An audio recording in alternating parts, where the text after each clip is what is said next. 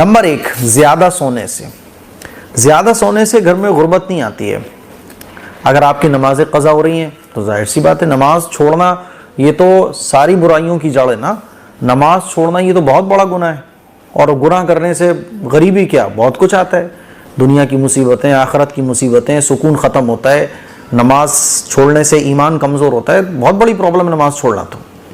लेकिन ज़्यादा सोने से गुर्बत आती है घर में, ऐसा नहीं है। मान लीजिए किसी की छुट्टी है, 4 दिन की छुट्टियां हैं, अब वो दिन भर सो रहा है लेकिन उसकी नमाज नहीं छूट रही है। हाँ, दिन भर आप सोओगे, काम धंधे करोगे नहीं तो गुर्बत तो वैसे ही आएगी, कमाने जाओगे नहीं, आप काम अच्छे से करोगे नहीं, पढ़ाई लिखाई अच्छे से करोगे नहीं। बाकी ज़्यादा सोने से कोई प्रॉब्लम नहीं है, नमाज आपकी नहीं छूटना चाहिए, सिंपल है। आप ज़्यादा सो सकते हैं, ज़्यादा सोने से गुर्बत नहीं आती है। ये तमाम चीज़ें आपको समझना पड़ेंगी। नंबर 2, नंगे सर सोने से। एक वीडियो में देख रहा था, उसमें कोई बोल रहा था कि जब सोया जाए तो सर ढांक के सोया जाए, और जनाब आली औरतों को भी सर ढांक कर सोना चाहिए, क्योंकि सर खुला रख के सोने से घर में गुर्बत आती है।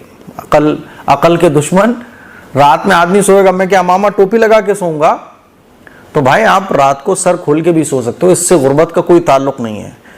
रास्ते में खड़े होकर पेशाब करने से, देखा जाता है ना कि लोग कोई रास्ते में खड़े होकर पेशाब करने लगता है, कोई खड़े होकर कर रहा है, कोई बैठ के कर रहा है, तो इससे गुर्बत का तो कोई ताल्लुक नहीं है। अलबत्ता ये तमीज़, तहजीब, शर्म व हया के ये खिलाफ काम है। अल्लाह के नबी सल्लल्लाहु अलैहि वसल्लम का इरशाद है कि जब तुम्हारे अंदर से शर्म व हया ख़त्म हो जाए तो तुम जो चाहे वो करो। तो अब शर्म व हया ख़त्म हो गई है। बाज़ दफ़ा लोग पेशाब वगैरह कर रहे होते हैं और शर्म व हया का उनको बिल्कुल ख्याल भी नहीं होता है, शर्म हया से उनका कोई ताल्लुक नहीं होता, उनको फिक्र भी नहीं होती, बच्चे भी गुजर रहे हैं, औरतें भी गुजर रही हैं, बस खड़े होकर पेशाब कर रहे हैं। तो ये गलत काम है, शर्म हया के खिलाफ काम है, सुन्नत के खिलाफ काम है।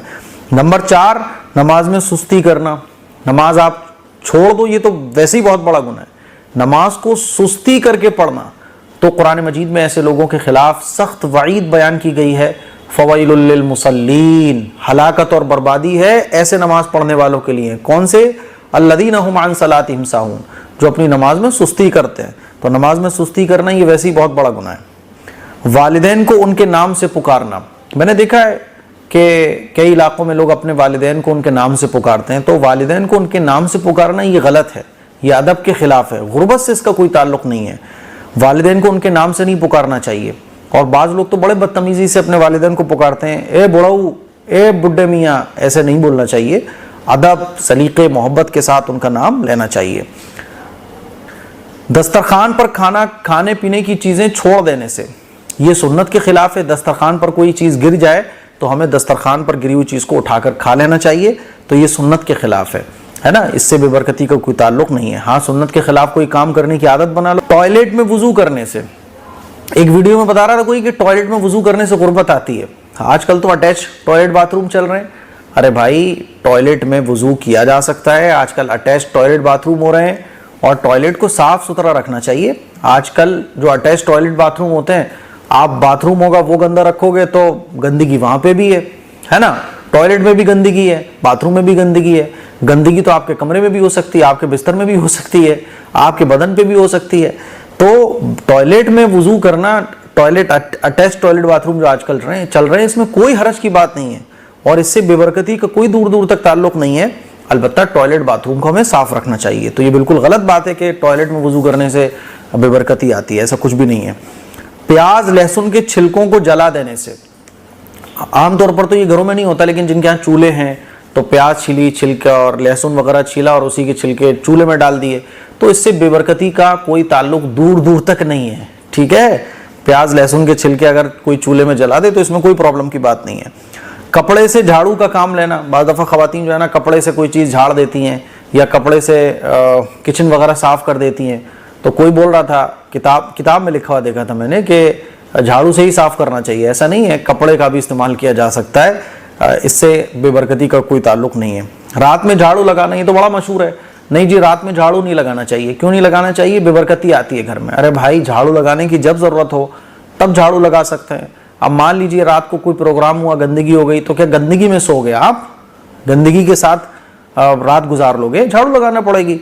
तो रात में झाड़ू लगाना कोई गुनाह की बात नहीं है, और इससे बेबरकती का कोई ताल्लुक नहीं है, रात में झाड़ू लगा सकते हैं।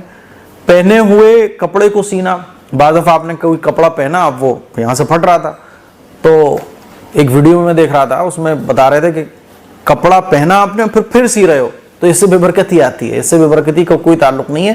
ہاں اس سے آپ اگر پہنا ہوا کپڑا سلو گے تو ہو سکتا ہے آپ کو چوٹ ووٹ لگ جائے, تو بہتر یہ ہے کہ کپڑے کو اتارو پھر آپ سلواؤ.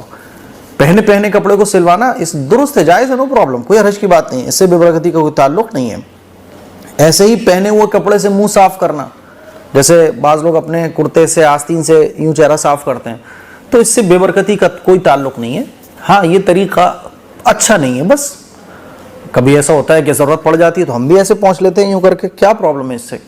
پہنے ہوئے کپڑے سے منہ صاف کرنے میں کوئی حرج نہیں ہے اور اس میں کوئی بے برکتی کا تعلق نہیں ہے اس سے, ٹھیک ہے. گھر کے اندر مکڑی کے جالے, یہ تو گندگی کی علامت ہے. ایک ہوتا ہے گھر کو صاف کر دینا اور ایک ہوتا ہے گھر کو صاف رکھنا. آپ گھر کو صاف تو کر رہے ہو لیکن گھر کی صفائی کو رکھ نہیں پا رہے ہو, مینٹین نہیں کر پا رہے ہو, تو مکڑی کے جالے ہو جاتے ہیں. مکڑی کے جالے سے بے برکتی کا کوئی تعلق نہیں ہے, ٹھیک ہے. تکیے کے اوپر بیٹھنا غلط ہے, کیونکہ تکیے کے اوپر سر رکھا جاتا ہے. اب آپ تکیے کے اوپر بیٹھتے ہو تو وہ ایک گندی جگہ ہے نا, تو تکیے کے اوپر بیٹھنا یہ مناسب نہیں ہے, سلیقے تمیز تہذیب کے خلاف ہے. باقی اس کا بے برکتی کے ساتھ کوئی تعلق نہیں ہے, ٹھیک ہے. اب مان لیجئے کوئی تکیہ ہے جو گھر پہ ریٹائر کیا ہوا ہے تو لوگ اس کو اپنے بیٹھنے کے لیے استعمال کر لیتے ہیں, کوئی پرابلم نہیں ہے. اسی طرح سے روٹی کو دانت سے کاٹ کر کھانا.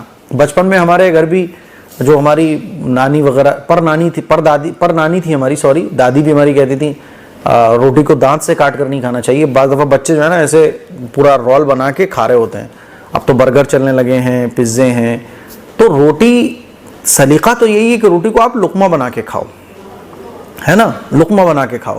لیکن وہ بچپن ہوتا ہے نا, رول بنا لیا پھر رول بنا کے دانت سے کاٹ رہے ہیں, کھا سکتے ہیں بچے, اس میں کوئی حرج کی بات نہیں ہے. برگر ہے وہ آپ لقمہ بنا کے تھوڑی نہ کھاؤ گے.